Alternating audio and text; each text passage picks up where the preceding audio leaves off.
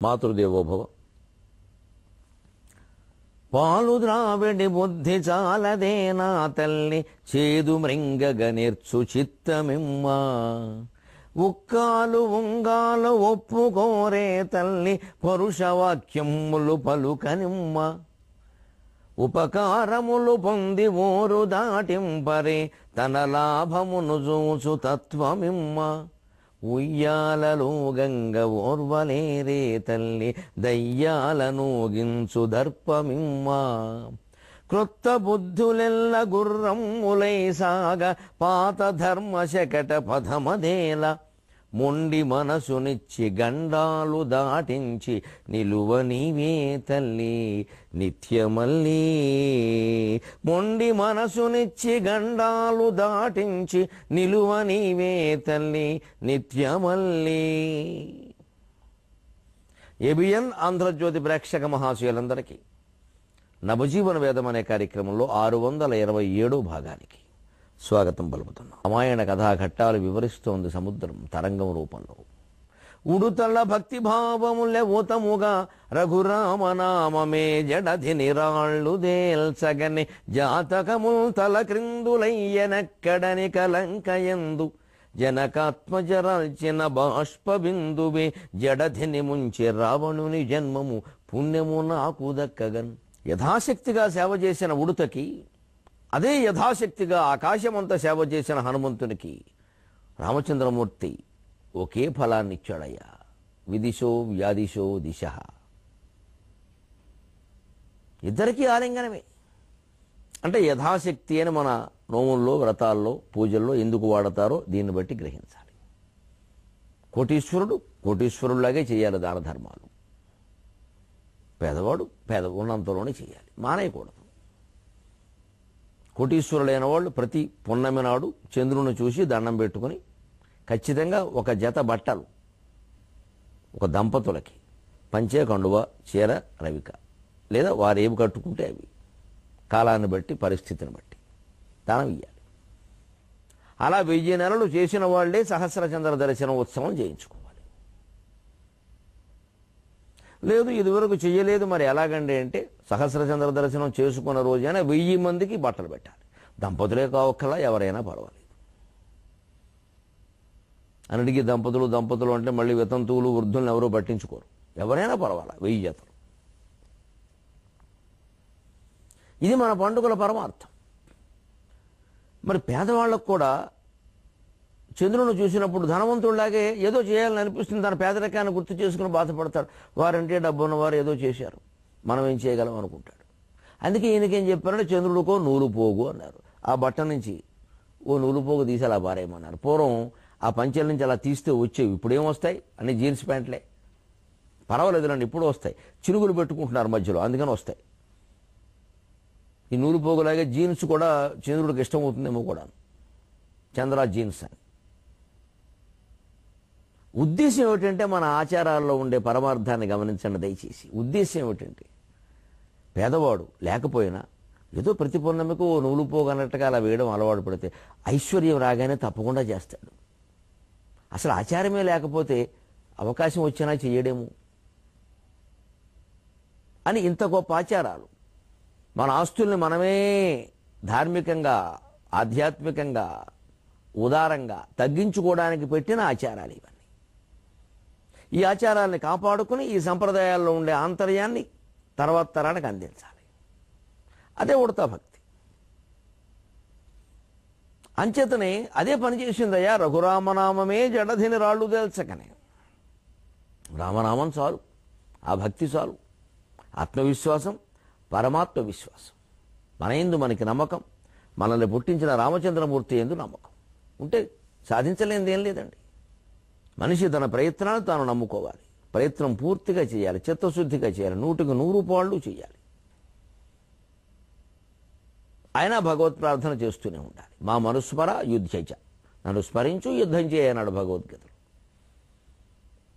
అంటే కేవలం కృషిని చేస్తూ కూర్చుని భగవంతుడిని నమ్మకపోయినా ఫలితాలు రావు, పైగా ఆందోళన వస్తుంది. కేవలం భగవద్భజన చేస్తున్నామంటే, కాళ్ళు చాపేసామంటే దేవుడు ముందే చెత్త కొట్టేస్తాడు. నీ కాళ్ళిచ్చింది ఎందుకురా సన్నాసి అంటాడు. పురుష ప్రయత్నము, దైవానుగ్రహము 2 కలిపి వెళ్ళవలసింది. అందులో కూడా పురుష ప్రయత్నం పాలే 75%, 25% దైవానుగ్రహం. ఇది ఉంటే అది ఉంటుంది, అది గ్రహిస్తే చాలు. అందుకే జడధి రఘురామనామమే జడధిని రాళ్ళు తేల్చగని. జడధి జలధి సంస్కృతంలో విశేష ప్రయోగం అండి. లడయోరభేద, వభయోరభేద అని కొన్ని ఉన్నాయి, రలయోరభేద అని. కొన్ని అక్షరాలకి భేదం లేదు, దానికి బదులు ఇది, దీనికి బదులు అది వాడచ్చు. అలా వాడి శ్లేషార్థాలు కల్పించారు కవులు. జడధిని రాళ్ళు తేల్చగని. డకార ప్రాస్తో పద్యం మొదలైన ఉడుతా అని, అందుకని జడధి అని వాడవలసి వచ్చింది. అలా లడయోరభేదగా ఉపయోగించుకున్నాం అక్కడ. జాతకములు తలక్రిందులయ్యనక్కడనే కలంకయందు నూతనమైన అభివ్యక్తి మీ విపులావగాహనము మీద కడుంగడు నమ్మకమునన్ నూతన రీతిని చెప్పబూనితన అన్నాడు కవి అవతారికలు. అది ఉదాహరణ. ఇదే రావణాసురుడు చనిపోయాడు, వాడు కిందకు వచ్చాడు, ఇవన్నీ చెప్పాలి. జాతకములు తలకిందులయ్యనక్కడనే కలంకయందు. ఇక్కడ జలం మీద రాళ్ళు తేలగానే అక్కడ జాతకాలు సముద్రంలో మునిగే, ఇక్కడ తేలే అక్కడ మునిగే. ఇది ఒక అభివ్యక్తి, నూతన అభివ్యక్తి. ఎందుకంటే మొత్తం రామరావణ యుద్ధాన్ని రామాయణ చరిత్రను అంతే వర్ణిస్తూ కూర్చుని సాగర ఘోష కావ్యంలో పెట్టుకున్న ప్రణాళికలో 1000 పద్యాలు దానికే చాలవు. కేవలం 7-8 పద్యాల్లో రామాయణ ఘట్టాలన్నీ ముగిసే 7 పద్యాల్లో. మరి ఎలాగండి? అందుకే అంత అతి ముఖ్యమైన ఘట్టాలు తీసుకోవాలి, అందులో సముద్రానికి సంబంధమైనవి ఉన్నవి తీసుకోవాలి. చెప్పిన అభివ్యక్తులు ఇంచుమించు కథ అంతా రావాలి. అదే క్లుప్తత, ఆప్తత, గుప్తత. ఈ 3 కవిత్వానికి చాలా ముఖ్యం అంటారు. క్లుప్తంగా చెప్పాలి, ఆప్తంగా మనసుకు పట్టే విధంగా చెప్పాలి, గుప్తంగా చెప్పాలి, కొంత దాచాలి, కొంత చెప్పాలి. అందుకే అన్ని వివరంగా చెప్పారు కవిత్వంలో. మిగిలింది వాల్మీకి రామాయణం చదువుకుంటేనే తెలుస్తుంది. మనం సుందరకాండ పేరు మీద 300 భాగాలు ఎలాగో విన్నాం. జడధిని రాళ్ళు తేల్చకనే జాతకములు తలక్రిందులయ్యనక్కడనిక లంకయందు జనకాత్మజరాల్చిన బాష్పబిందువే జడధిని ముంచె రావణుని జన్మము. ఇంతమంది ఏదో ప్రయత్నం, మానవ ప్రయత్నం చెయ్యాలి కాబట్టి చేసాము ఆ సంతృప్తి కోసం అని. అమ్మవారు తలుచుకుంటే ఆవిడ రక్షించుకోగలదు. ఆవిడ బాష్పబిందువు ఆ కలంకలో కూర్చుని శూశుభా వృక్షం కింద కన్నీళ్లు కార్చింది. నాలో కార్చిన 2 బొట్ల కన్నీళ్లకే నాలో బడబాగ్ని బయలుదేరితే అక్కడ కూర్చుని 6 నెలల పాటు ఏడుస్తూనే ఉంది. వాడి రాజ్యానికి అంతకంటే శనుందండి. ఆవిడ కన్నీళ్లే వాటిని సముద్రంలో ముంచేసే వాడి జీవితాన్ని మొత్తం, రావణుని జన్మాన్ని. పుణ్యము నాకు దక్క, ఊరికే ఏదో ఈ సముద్రం చేసింది, సముద్రం అక్కడ సాక్షిగా ఉంది అని ఒక పుణ్యం నాకు దక్కేలా చేయడం తప్పితే జరిగింది జరిగిపోయిందయ్యా.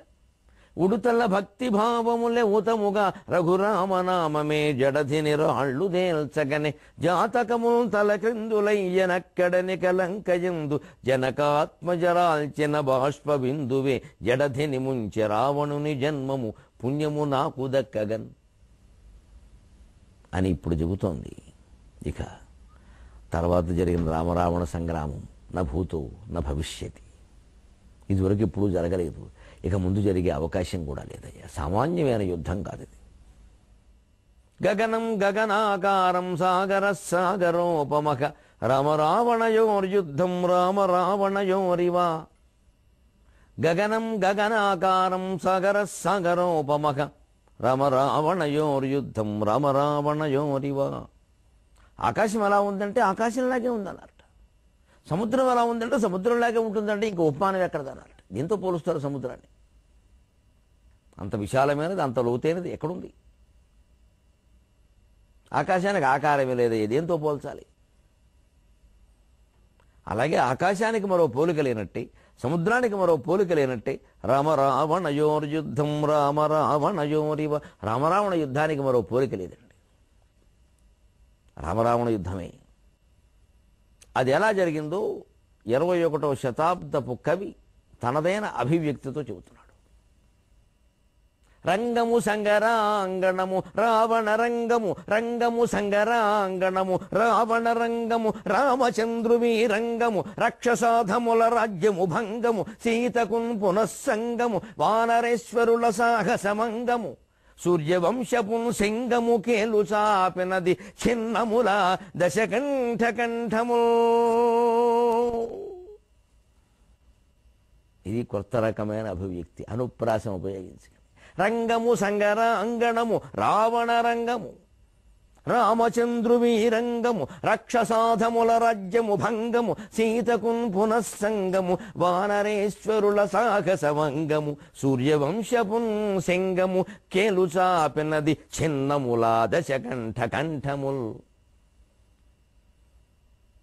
రాముడు గొప్పతనం ఎక్కడుందంటే రావణాసురుడి లంకకి వెళ్ళి వాడిని చంపాడు. మా ఊర్లో నీ సంగతి చూస్తా ఇలా అనేవాళ్ళు చాలా మంది ఉన్నారు మన ఊళ్ళో. వాళ్ళ ఊరు అడిగితే చూస్తాట, ఎందుకంటే వాళ్ళ క్యాస్ట్ వాళ్ళు ఎక్కువ ఉంటారు అక్కడ, వాళ్ళందరినీ వేసుకొచ్చేస్తాడు. అంతేగాని వీడి బలం ఏం లేదు అక్కడ. దమ్ము అంటే అది కాదు.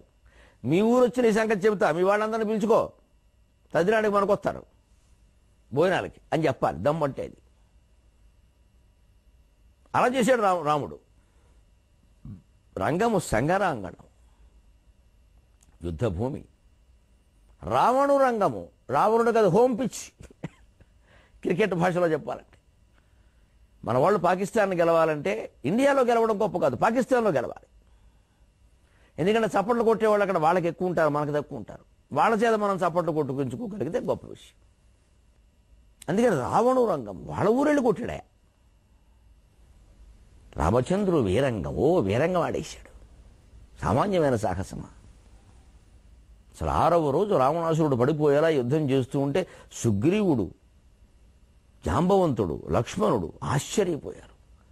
నాకు మిత్రుడు కాబట్టి సరిపోయిందని ఒక ఆయన, నాకు సోదరుడు కాబట్టి బతికి బయటపడ్డారని ఒక ఆయన, నేను ఈయనకి భక్తుడు కాబట్టి సరిపోయింది, శత్రువునైతే ఎలా ఉండేది అని ఒక ఆయన, చేస్తే ఇలాంటి వాడితో చేయాలరా యుద్ధం, చచ్చిపోయినా మంచిదే అని విచిత్రమైన ఆలోచనతో ఒక ఆయన ఉన్నారండి.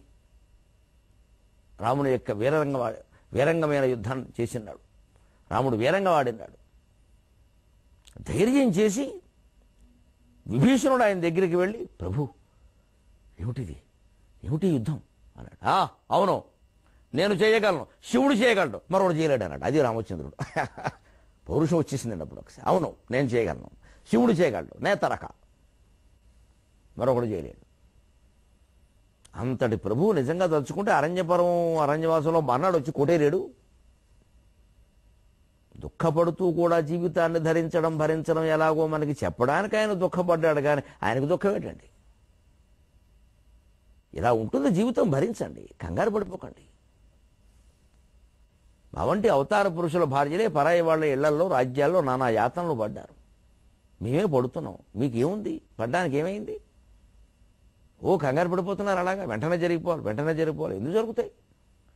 ఇది చెప్పడం కోసం వాళ్ళు పడ్డారు, కానీ వాళ్ళు నిజంగా వాళ్ళ జీవితాలు వాళ్ళు బాగు చేసుకోదలుచుకుంటే, సమస్యలు పరిష్కరించుకోదలుచుకుంటే సీతాదేవికి రాముడికి మరొకరు సాయం పని ఏమిటండి? అసహాయసురులని పేరు వాళ్ళకి. అదే చెబుతోంది ఇక్కడ సముద్రం. రంగము సంగరాంగణము, రావణ రంగము, రామచంద్రు వీరంగము, రాక్షసాధముల రాజ్యము భంగము, సీతకును పునఃసంగము. సీతాదేవికి మళ్ళీ రామచంద్రునితో సంగమం, ఒక మంగళ సంగమం. ధ్రువము జీవిత సంగమక అంటాడు. వినాశే బహవో దోషాః జీవన్ భద్రాణి పశ్యతి తస్మాత్ ప్రాణాం ధరిష్యామి ధ్రువో జీవిత సంగమక అంటారు సుందరకాండలో. అదే సీతకున్ పునఃసంగము, మళ్ళీ సీతాదేవి రాముడిని కలవడం ఖాయం. అలా అన్ని నిర్ధారణ అయిపోయాయి. దీనికి వానరేశ్వరుల సాహసమంగము, వానరుల యొక్క సాహసం ఒక అవయవంగా సాయపడింది. దాని పని అది చేసింది, అది కూడా ఉండాలిగా. ఇదంతటికి మూలం ఏమిటండి? సూర్యవంశపుం సింగము కేలు సాపినది చిన్నముల దశకంఠ కంఠము. 10 తలకాయలుంటాయి, తద్దినాలుంటాయి, వాడి తలకాయ ఎన్ని ఉంటాయి ఎవడికండి బుద్ధి లేనప్పుడు? 10 తలకాయలుంటే ఉపయోగం, తలకాయలో ఉండవలసిన పదార్థం లేనప్పుడు. భౌతిక ఐశ్వర్యాలు, సంపదలు, బలాలు, బలగాలు, రాజకీయాలు, అధికారాలు ఏవీ మనిషిని కాపాడవు, గుండె ధైర్యం తప్ప. ఆ గుండెలో ఉన్నవాడు గోవిందుడు అని గ్రహిస్తే తప్ప మనిషిని కాపాడగలిగిన శక్తి లేదు, భగవత్ శక్తి తప్ప. ఆ భగవంతుడే స్వయంగా అవతరిస్తే ఆయన శక్తి గురించి చెప్పేది ఏమిటి? సూర్యవంశపును సింగము, వికృతి పదం ఎంత ప్రభావవంతంగా ఉంటుంది చూడండి. అక్కడ సింగము, సింహం ప్రకృతి, సింగం వికృతి. కానీ అక్కడ బిందుపూర్వక గకార ప్రాస, రంగము, భంగము, సంగము, అలాగే సింగము. ఇక్కడ అదే బాగుంటుంది. సూర్యవంశపు సింగము కేలు చాపినది చిన్నముల దశకంఠ కంఠముల్. కానీ కవి ఆ తర్వాత మరో ఘట్టంలో నేను కార్చిన కన్నీళ్ళకి నేను రెట్టింపు అయ్యానయ్యా, మనకి మనమే అన్యాయం చేసుకుంటామా, ఎవరూ చెయ్యక్కర్లేదా, ఏమిటిది ఇన్ని పరీక్షల ఆ తల్లికి, వలదమ్మా వలదంచు భంగముల చేవారించినన్, అగ్ని ప్రవేశానికి ఆదేశించారయ్యా పెద్దలు, మాటలు భరించలేక అగ్నిలో దూకిందయ్యా ఆవిడ. ఏం పాపాలివి, ఎవరి శాపాలివి, ఎన్ని పరీక్షలు పెడతారో ఒక ఇల్లానికి, ఎన్నిసార్లు నిరూపణ చేసుకోవాలి, ఎన్ని రకాలుగా, ఎక్కడి చరిత్రలివి, ఎన్నింటికి తట్టుకుంది సీతాదేవి అని నేను ఆగలేక సముద్రం ముందుకు పొంగి పొంగి పొంగి కాళ్ళ మీద పెట్టి, వద్దమ్మా వద్దమ్మా వద్దమ్మా వద్దమ్మా, వలదమ్మా వలదంచు భంగముల చేవారించిన రాముడే వలదన్నట్టి మహాపతివ్రతను నన్వారింపకంచున్, రాముడే వలదన్నట్టి మహాపతివ్రతను నన్వారింపకంచున్, జ్వలజ్వలనం బందున దూకు జానకి మనస్వాక్ష్యము, జలజ్వలనం బందున దూకు జానకి మనస్వాక్ష్యము, రక్తాగ్నుల తెలిమంచున్ బల్లె చల్లజేయగని, రక్తాగ్నులన్ తెలిమంచున్ బల్లె చల్లజేయగని, సాధ్వీ పాదముల్ మృక్కితిన్, సాధ్వీ పాదముల్ మృక్కితిన్,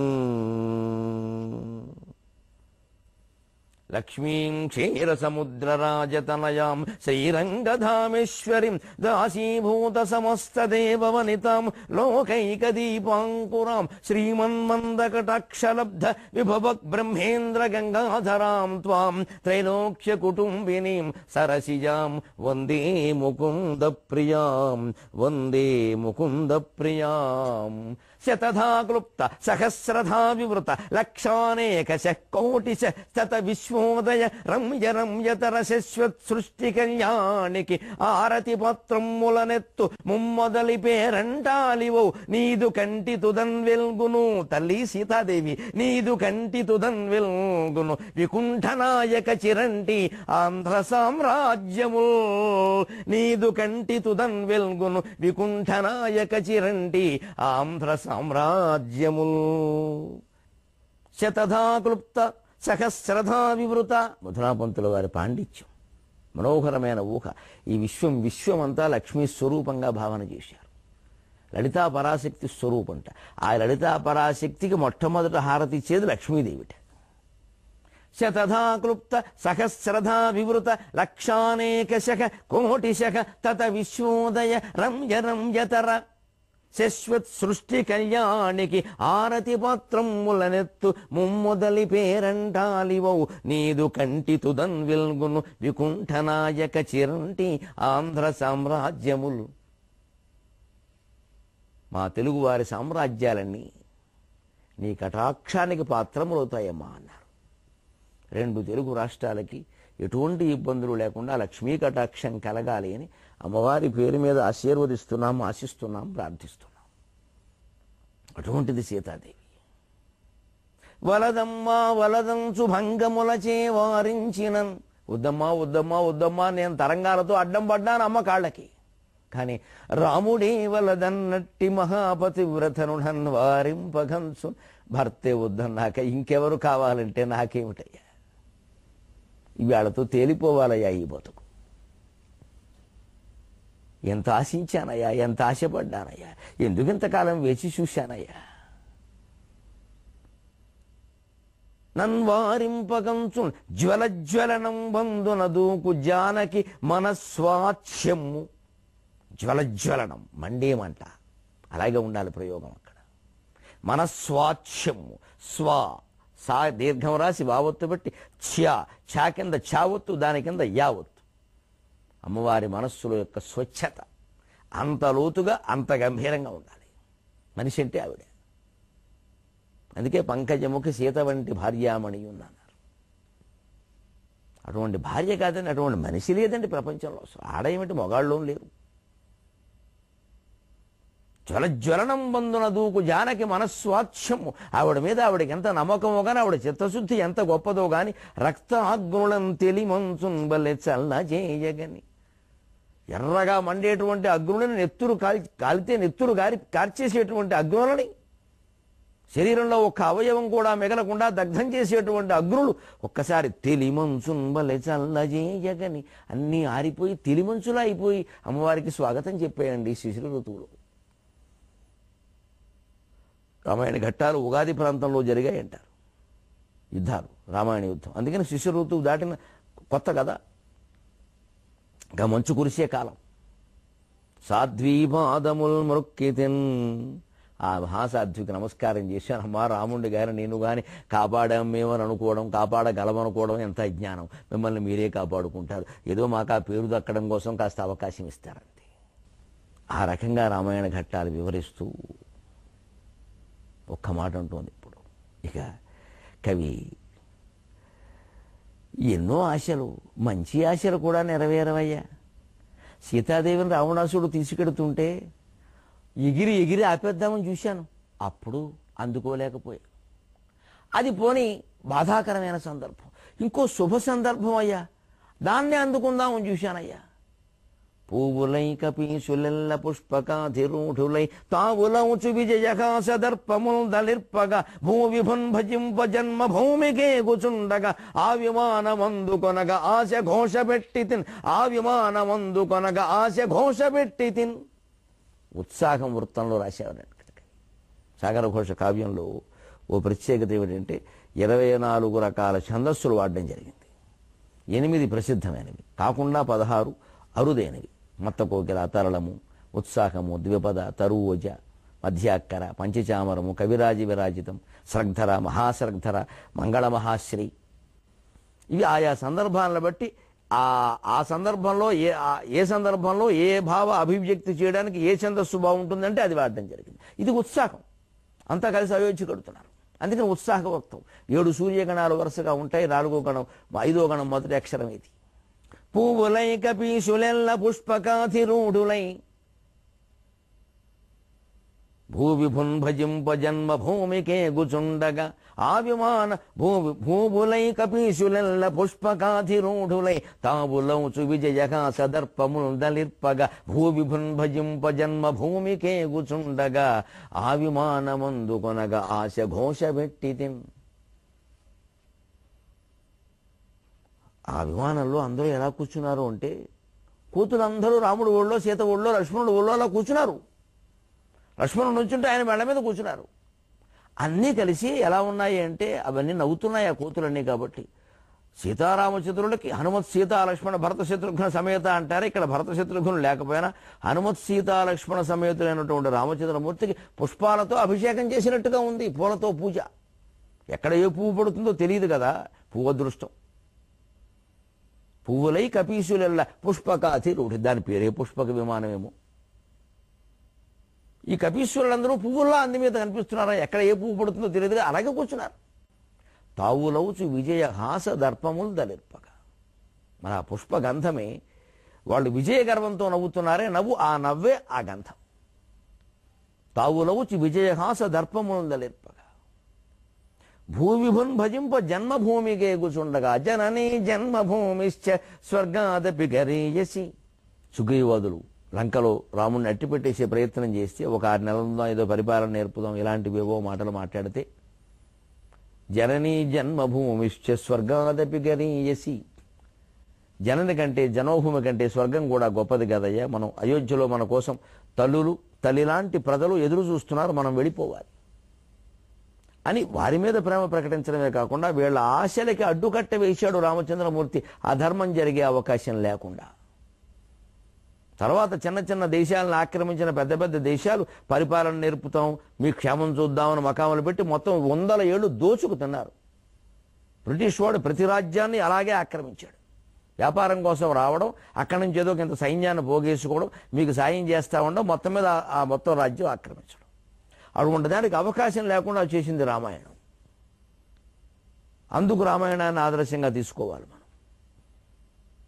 వాలి రాజ్యాన్ని గెలిచాడు, వాలిని చంపిన రాముడు ఆయనే ఏలుకోవచ్చు, సుగ్రీవుడికి ఎందుకంటే ఇవ్వడం పనిలేక.